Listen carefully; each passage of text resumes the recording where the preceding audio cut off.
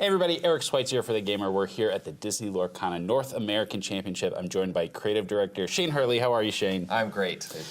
I'm good to see you. I'm excited to talk to you about Azurite C.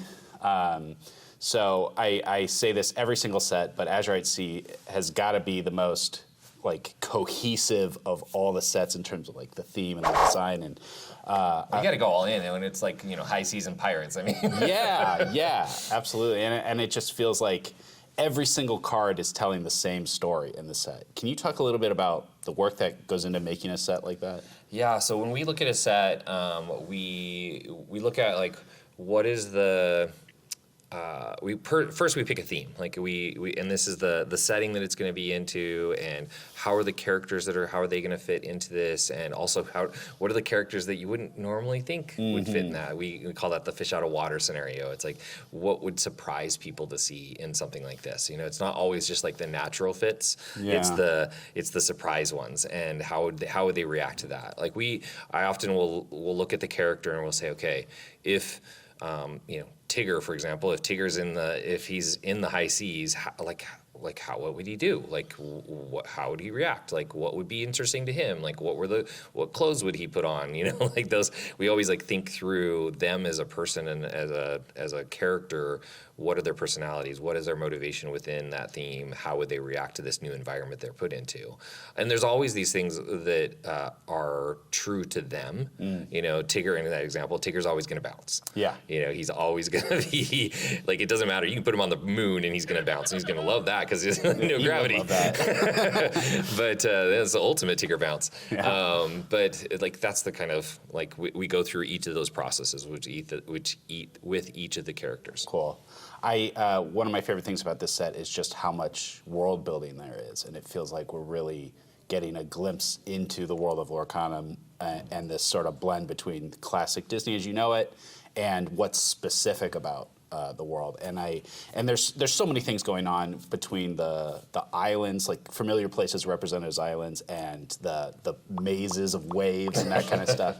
How much of that stuff is pre-planning, this is what our world will look like, and how much of it sort of emerges as you're developing the art? I think the narrative team is really good about, during the selection of the theme, kind of figuring out what is that through line of story that we were wanting to tell, and then we go through a process where we hire a bunch of concept artists, and we have a concept art team also on our staff that we do a bunch of blue sky development, and we say, okay, what if this island, or what if we wanted the idea of a maze, and so we were well, what is a maze on the high seas like, and so we go through a lot of this, what we call blue sky development, and then a lot of ideas kind of come from that, and then we play off of each other. It's a little bit of a mix of one thing kind of rises up, and then the narrative oh yeah, this is cool, let's do this, and it just kind of all kinds of comes together, cool. And that's fun, right?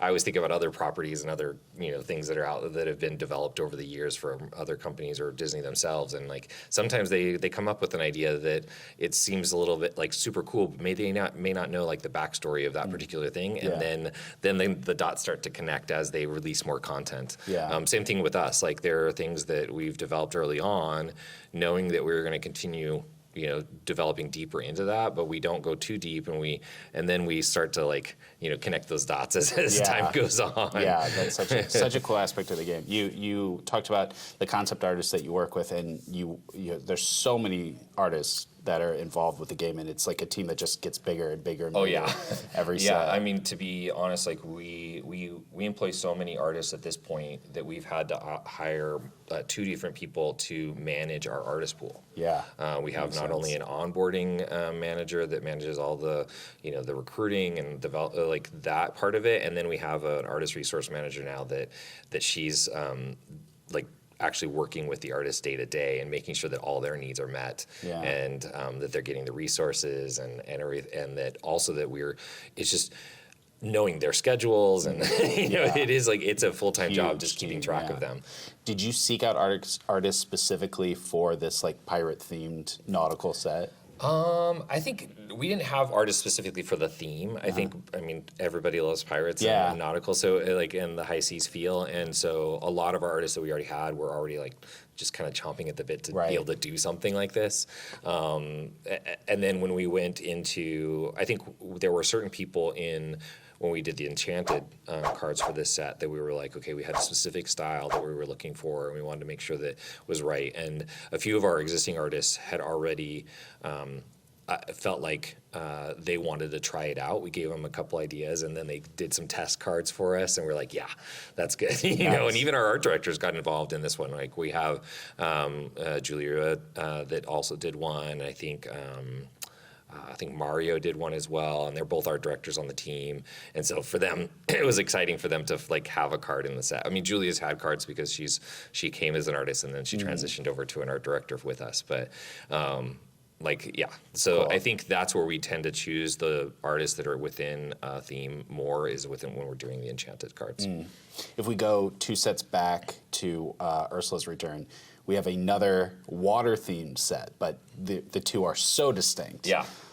And I'm wondering, was there any interplay between them? Was there anything that was like, we have to hold this for that set because it fits better there? There was a couple concept pieces that we had developed early on for I think that did some high seas things, but it was really good because they were it actually tied in really well. With Wendy, we have her as a captain, as a pirate, and we had developed her a little bit early on before Ursula, and you can see a picture of her in some concept art. I think she ended up actually in one of the battleground cards on the ship with Ventura, one of our Lumineers. And so there was some things there that was like playing together. So we had some early ideas of how that could develop, but we didn't want it to like feel like we were just doing something again. With Ursula specifically, what a lot of people don't realize is that a lot of people think it happened underwater. It actually happened on land, but as you got closer to Ursula's realm or her kind of lair, the air actually got thicker. And it actually was like, we say, like you see it in the trailer where they get closer to her area and they start to float. Right. And it's because it's like the air is so thick that it's magically almost swimmable. And that's so cool. she's created this kind of, even though it's like a watery realm, but you're actually above ground. Oh, wow. So eventually maybe we'll go underwater too, and do like a whole thing there. But yeah, that was the difference there. Was this is a magical watery space for the Ursula's set, and then now for Azurite Sea, it was very much on the high seas adventure kind of thing, and like going on this like this search for the things that they were looking for at the time, and you see the little like hints of like, what is this map that they have and where are they going, which leads us in the next set. Cool, very cool. All right, can we look at some cards? Yeah, for sure. All right. The first thing we got to talk about is the Pooh Pirates. Yeah, of course. Such a cool thread of cards, and this actually started back with Piglet, Pooh Pirate Captain in Inklands, so 3 sets back. Was that the beginning and everything else was born out of it, or was that sort of a breadcrumb and you knew that this was coming? I don't know if they like at that point. I think it was still early on. I'll admit, like when we did some early concepts for characters with Nicholas Cole, we said, okay, just pick a bunch of characters, and we had like, okay, this is going to be in this ink type, and then these are the characters we want to do. Just give us some ideas of like what would be cool, what would be like fun to do with them, and that matches their personality but also matches the ink type. And there was a little teeny, like, I mean, it was like a doodle in the corner of like a bigger sheet of Piglet with like kind of a pirate outfit and stuff. And then he had another one too that was had some other type of kind of swashbuckling type feel, and we were like, that's cool, and that was actually the same time we had the Honey Wizard as well. Oh, okay, it was cool. like off in the side, and so we were like, we have to go back to that and like bring that in, and it just happened to fit really nicely. Yeah. And we were like, okay, this is an area we definitely wanted to explore going forward. And of course, game design, they had those classifications set up, knowing that okay, this is going to pay off, going forward. Yeah. As far as the actual storyline and such, that like progressed over those, next couple sets, and it just kind of all came together, for sure. It's so cool. Yeah, you get the whole 100-acre crew and then 100-acre island. Yes. It's so clever. I love that card, the 100 Island, how it came out so well. I remember when the art came in on that one too, we were just like, because often we look at things and we're like, okay, how do we make something feel nostalgic or a part of something that's memorable for a fan, but then make it feel right for Lorcana and this new realm that they're in. Because these are all, even the locations themselves are they're glimmers that have been cast into this world. Yeah. And so how are they going to be cast differently? They're not going to look maybe exactly the same. Like they have Dreamborn classification and Floodborn as well. They don't show up on the card, the actual classification themselves, but from an art perspective and a world building perspective, they totally are those things.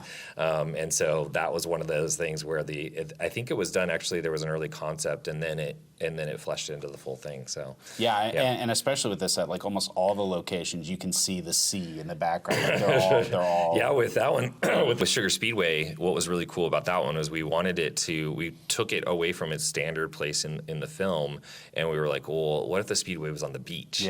And that they were like we imagine them drifting on the beach and the water spraying as they spun around the curves, and so those are those types of moments where, okay, how do we make sure that we're not just putting something in, but it actually feels like it's right for the whole story and the theme. I love that. Let's talk a little bit about some Floodborns. One of my favorite ones in this set is Mr. Smee. Oh, yes. Captain of the Jolly Roger. I really love the aspirational Floodborn, and this feels so tied to Captain Hook thinking a happy thought. Yes. And the idea of both of them getting what they want. For sure. And that's a set one card. So I love that.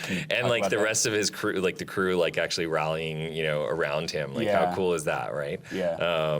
And I think we think of it more as like he's aspiring to be, like his role model is Captain Hook. Right. So he's going to, it's like, okay, what would I do in this role? But also modeling everything that he's learned from Captain Hook, which is really fun to think about. Yeah, I love that. All right, and then we have to talk about the Enchanteds. Yes. How do you describe these internally, like the style? So these ones, we as artists love seeing the early process of a lot of art that comes in and a lot of the sketches, and so for us, it's like it's really fun to see that part of it. We really get excited. Like sometimes we like the sketches even more than the final product because we can see the life and like what was the artist thinking and the process they were. And so a lot of artists' sketchbooks and things are really cool to see. And even like you think about Da Vinci and things like that. They're seeing that some of his thought processes. And so when early on we thought, well, if these Illumineers are going with these glimmers on this adventure, they would probably have almost like they would use their lore books similar to like a field guide. Or some kind of a journal or something like that, and maybe they're actually studying the glimmers that they're going on these adventures with, or they're seeing different places and they're sketching them in their lore books. And so we thought, okay, that's a cool idea. Let's evolve that. And then we reached out to a few of our, like I said, some of our artists and said, okay, let's do some tests. What would that look like? We didn't want them all to look same too. We because early on they were like, well, should they all have the same paper texture? We're like, no. They're all these different Illumineers, and they all have their own lore books, and they're not all artists, so maybe some of them are a little bit different than another, and things like that. So oh wow, that's so cool. I love that insight. And how like the ink, we wanted them to feel magical still too. So it's like how did the ink represent around the character, and that idea around that the glimmers themselves are magically appearing in these lore books. Cool. Do you have any particular favorites from this set? Any you want to highlight? Oh, that's always my toughest question. Like, what is the favorite one? There's so many that I love for different reasons. Like the Kakamora is just so fun to see they're just how fun they are in general, and they're just the whimsy, and you look at like their faces and what they're doing is so fun. I love also the one, let's see where you're going here. Go ahead. Like yokai, oh yeah, like so epic. That's Nico, right? Yep. Yeah. Yeah. Nicola, and he, like, I mean, just how cool is that? It just feels epic, you know. You just can see that moment. Such a cool villain. Yeah. Exactly. Yeah. Cool. All right, Shane. Well, thank you very much for your time. Yeah, and for sure. Stay tuned for more from the Lorcana North American Championship.